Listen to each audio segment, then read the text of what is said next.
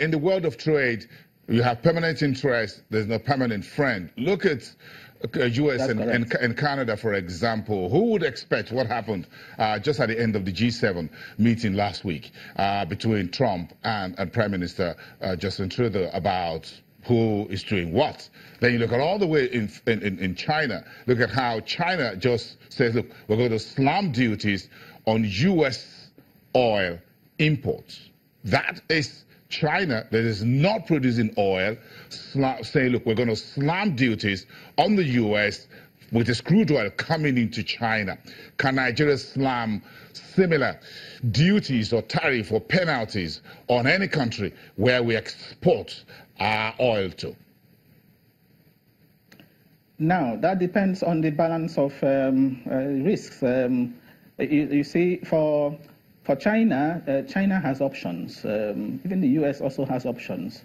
So if you have tariffs against China, Chinese goods coming into U.S., China has options. China can always take its goods, take her goods, to other countries, because China is one country, of course, you can't ignore, in global trade. But for us in Nigeria, and why do I say China has options? Because of the diversified nature of the export products. We may not seem to have that kind of leverage in terms of trade war. Nigeria may not be in a position to say you're slamming a country goods.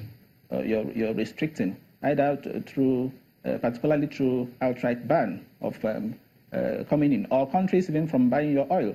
If you say a country like India shouldn't buy your oil, for example, of course that reduces the quantity you will sell. You begin to look for some other countries to help take in this conversation. In this conversation, Professor Waleke, is the fact that we import massively, right?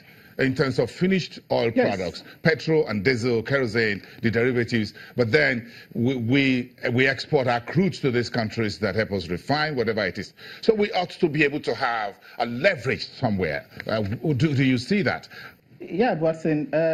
One of the most interesting books I've read recently on development is a book by Edward Sayer. I'm sure you've seen the book. It's titled the China strategy, the China strategy. In that book, he talks about China having scale and intensity, and for scale, he was referred to the Chinese population, 1.3 billion people, and as well as the diverse nature of Chinese, exports.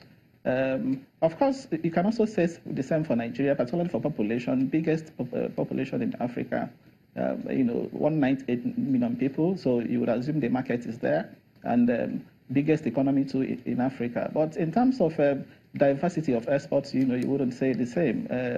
It's just one single product. So that's now talking about the weakness. The major weakness is that we are a monoproduct economy, and we are relying for over 90% of forex on a single product, oil revenue. So you see where the unsystematic risk now, comes in. In terms of threats and opportunities, of course, for opportunities, yes, the market for oil is there.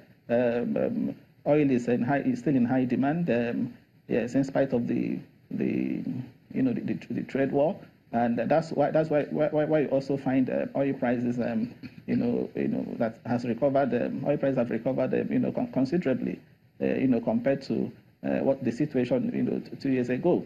But of course, in terms of threat, Nigeria is not the only country, producing oil. There are other oil-producing countries, exporting countries. Nigeria is only a member of OPEC.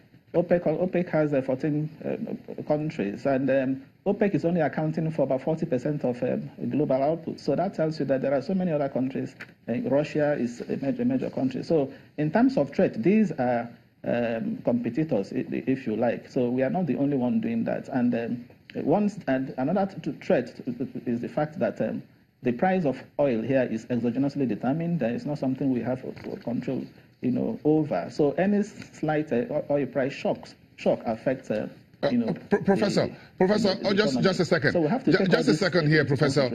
Yes. You just said it rightly. We're not the only oil-producing nation on earth. But if you look at the Middle East, look at how Iran is talking tough, and its major is oil. Then you look at Iraq, a member of OPEC as well. Then you look at Saudi Arabia. How come Nigeria, the largest oil-producing state on the African continent, doesn't have such leverage, can hardly talk very tough when it comes to even discussing within OPEC and saying, look, we can do X, Y, Z with our oil?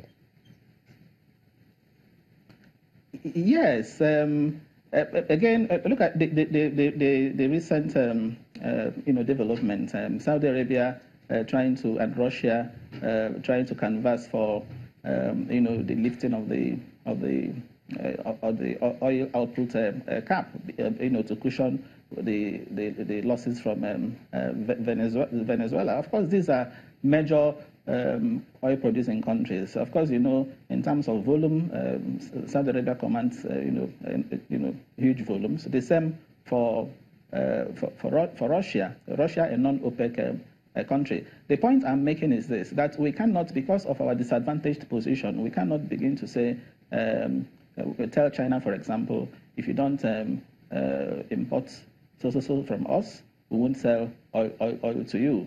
That would be, a wrong approach, and that's because, as I said earlier on, we just have the weapon we have in our arsenal. We haven't got much compared to other countries.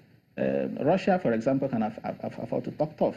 Yes, Russia too is an oil economy, but Russia is not. Some of the exports of Russia too are not essentially oil. I agree that Nigeria should continue to play a dominant position, in OPEC, and of course the good news is that the OPEC Secretary General is even a Nigerian, and I'm sure that in the forthcoming meeting, Nigeria's voice, is going to be heard. Okay. But in terms of using oil as a major, weapon when it comes to trade war, it's not something I wouldn't advise.